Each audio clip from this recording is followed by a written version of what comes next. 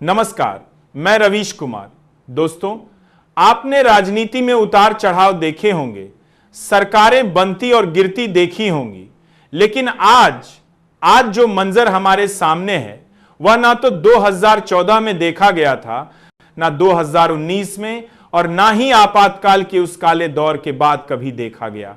राजनीति के गलियारों में एक ऐसा धमाका हुआ है जिसकी गूंज प्रधानमंत्री आवास यानी 7 लोक कल्याण मार्ग से लेकर उत्तर प्रदेश के मुख्यमंत्री योगी आदित्यनाथ के लखनऊ आवास तक सुनाई दे रही है। बड़े बड़े दिग्गज नेता जिनकी एक दहाड़ से विपक्ष के पसीने छूट जाते थे, आज उन नेताओं की धड़कनें तेज हो गई हैं। उनके माथे पर चिंता की लकीरें साफ देखी जा सकती हैं। आखिर ऐसा क्या हो गया? ऐसा कौन सा तूफान आ गया जिसने भारत की सबसे मजबूत मानी जाने वाली सरकार की नींव को ही हिला दिया है? दोस्तों, हाईकोर्ट से आई एक चौंकाने वाली रिपोर्ट ने देश के 3 सबसे कद्दावर नेताओं, प्रधानमंत्री नरेंद्र मोदी, देश के गृह मंत्री और राजनीति के चाणक्य कहे जाने वाले अमित शाह और उत्तर प्रदेश के फायर ब्रांड मुख्यमंत्री योगी आदित्यनाथ, इन तीनों की कुर्सी को खतरे में डाल दिया है। जी हां, आप बिल्कुल सही सुन रहे हैं। यह कोई अफवाह नहीं, यह कोई व्हाट्सएप यूनिवर्सिटी का ज्ञान नहीं, बल्कि अदालत के गलियारों से छनकर आ रही वह खबर है जिसने भारतीय जनता पार्टी के शीर्ष नेतृत्व की नींदें कर दी हैं। आप सोच भी नहीं सकते कि अदालत से आई ये शाता करते हैं खबर इतनी बड़ी होगी कि एक ही झटके में भारतीय राजनीति का पूरा समीकरण बदल सकता है। जो बीजेपी कल तक अजय लग रही थी, जिसे हराना नामुमकिन माना जा रहा था, आज वही बीजेपी अपने अस्तित्व की लड़ाई लड़ती हुई दिखाई दे रही है। खबरें यह आ रही हैं कि कोर्ट ने इन नेताओं पर इतना सख्त रुख अपनाया है कि मामला सिर्फ कुर्सी जाने तक सीमित नहीं है, बल्कि जेल भेजने जैसी स्थिति बन गई है। जरा सोचिए दोस्तों, एक पल के लिए अपनी आंखें बंद कीजिए और सोचिए, अगर देश का प्रधानमंत्री, देश का गृह मंत्री और देश के सबसे बड़े राज्य का मुख्यमंत्री, अगर ये तीनों एक साथ कानूनी शिकंजे में फंस जाएं तो देश का क्या होगा? क्या भारत का राजनीतिक भविष्य अंधकार में डूब जाएगा? क्या बीजेपी का वह विशाल किला जिसे मोदी और शाह ने अपनी मेहनत और रणनीति से खड़ा किया था, वह ताश के पत्तों की तरह ढह जाएगा? और इस पूरे खेल में सबसे बड़ा सवाल यह उठता है कि अगर बीजेपी गिरती है तो उठेगा कौन? क्या राहुल गांधी सच में देश के अगले प्रधानमंत्री बनने जा रहे हैं? इतिहास गवाह है दोस्तों, इतिहास गवाह है कि जब जब अदालतों ने बड़े फैसले सुनाए हैं, तब तब इस देश की राजनीति की दिशा और दशा दोनों बदल गई है। आपको याद होगा 10/9/75 का वो दौर जब इलाहाबाद हाईकोर्ट ने इंदिरा गांधी के खिलाफ फैसला सुनाया था, उनके चुनाव को अमान्य करार दिया था। उस एक फैसले ने पूरे देश को आपातकाल की आग में झोंक दिया था, राजनीति को हमेशा हमेशा के लिए बदल दिया था। ठीक 50 साल बाद वैसी ही एक तस्वीर, वैसा ही एक मंजर मोदी, शाह और योगी जैसे दिग्गज नेताओं के सामने खड़ा दिखाई दे रहा है। विपक्ष जो पिछले 10 सालों से ऑक्सीजन की तलाश में था, आज अचानक उसमें नई जान आ गई है। कांग्रेस पार्टी ने तो पहले ही दावा करना शुरू कर दिया है कि यह उनका सबसे बड़ा मौका है। कांग्रेस मुख्यालय में जश्न की तैयारियां शुरू हो चुकी हैं। कार्यकर्ताओं का कहना है कि राहुल गांधी अब प्रधानमंत्री बनने की सोशल मीडिया को देखिए, ट्विटर हो, फेसबुक हो या इंस्टाग्राम, हर जगह बस एक ही शोर है। अब की बार राहुल सरकार और राहुल 4-0 PM जैसे ट्रेंड आंधी की तरह फैल रहे हैं।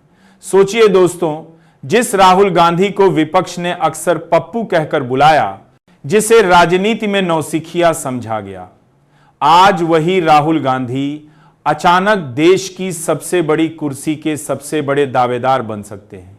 यह वक्त का पहिया है दोस्तों, और वक्त जब पलटी मारता है तो बादशाह फकीर बन जाते हैं और फकीर बादशाह, लेकिन सिक्के का दूसरा पहलू देखना भी बहुत जरूरी है। बीजेपी के लिए यह आजाद भारत का सबसे कठिन समय हो सकता है। नरेंद्र मोदी, अमित शाह और योगी आदित्यनाथ, यह तीन नाम बीजेपी की रीढ़ की हड्डी हैं। यह बीजेपी की आत्मा है। अगर इन पर कार्यवाही होती है, अगर यह जेल जाते हैं या पद से हटते हैं, तो पार्टी की पूरी रणनीति बिखर जाएगी। सवाल उठेगा कि अब कमान किसके हाथ में होगी। बीजेपी का वह अनुशासित कार्यकर्ता जो मोदी के चेहरे पर वोट मांगता था, अब किसके नाम का नारा लगाएगा? क्या बीजेपी किसी नए चेहरे को सामने लाएगी या फिर नागपुर से सीधे आरएसएस मोर्चा संभालेगा? क्योंकि सच्चाई यही है दोस्तों कि इन तीन नेताओं के बिना बीजेपी की पूरी ताकत, पूरी चमक अधूरी लगने लगेगी। इस खबर ने केवल भारत ही नहीं बल्कि पूरी दुनिया का ध्यान खींच लिया है। वॉशिंगटन से लेकर लंदन तक और बीजिंग से लेकर मॉस्को तक सबकी नजरें नई दिल्ली पर टिकी हैं। अंतर्राष्ट्रीय मीडिया जैसे न्यूयॉर्क टाइम्स और बीबीसी इसे कवर कर रहे हैं। विदेशी अखबार लिख रहे हैं कि भारत की राजनीति में एक बड़ा शिफ्ट होने वाला है। निवेशक जो शेयर बाजार में पैसा लगाते हैं वह इस खबर से चौकन्ने हो गए हैं, क्योंकि जब भी राजनीति अस्थिर होती है, जब भी अनिश्चितता आती है, अर्थव्यवस्था पर उसका असर तुरंत पड़ता है। सेंसेक्स और निफ्टी धड़ाम से गिर सकते हैं। और सोचिए दोस्तों, अगर वाकई मोदी, शाह और योगी पर अदालत की गाज गिरती है तो इसका असर सिर्फ राजनीति पर ही नहीं बल्कि आम जनता की जिंदगी पर भी पड़ेगा, आपकी और मेरी जिंदगी पर।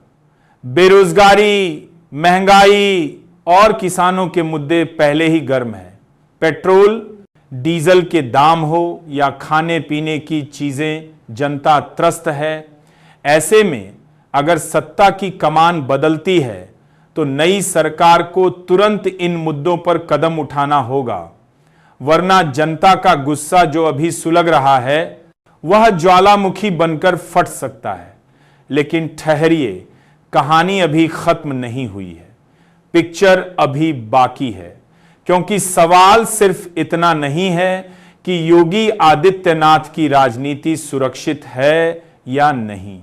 असली सवाल यह है कि क्या उत्तर प्रदेश में चल रहा योगी का बुलडोजर मॉडल अब सुप्रीम कोर्ट की सीधी नजर में आ चुका है, और क्या आने वाले समय में योगी सरकार को अपने सबसे ताकतवर हथियार पर ब्रेक लगाना पड़ेगा। आज सोशल मीडिया से लेकर सियासी गलियारों तक एक ही चर्चा है कि योगी का बुलडोजर चारों तरफ तबाही मचा रहा है। लेकिन अब देश की सबसे बड़ी अदालत ने इस पर गंभीर सवाल खड़े कर दिए हैं, और यही वजह है कि यह वीडियो अंत तक देखना बेहद जरूरी है। दोस्तों, बीते कुछ सालों में उत्तर प्रदेश में अपराध, माफिया और अवैध कब्जों के खिलाफ जो कार्रवाई हुई है उसकी पहचान बन चुका है बुलडोजर। योगी आदित्यनाथ की छवि एक सख्त मुख्यमंत्री की बनी जिसने माफियाओं के घरों पर सीधा वार किया। समर्थकों ने इसे कानून का राज बताया, लेकिन आलोचकों ने इसे बदले की राजनीति और डर का मॉडल कहा। यहीं से विवाद शुरू हुआ, क्योंकि संविधान साफ कहता है कि सजा देने का अधिकार सिर्फ अदालत के पास है, सरकार के पास नहीं।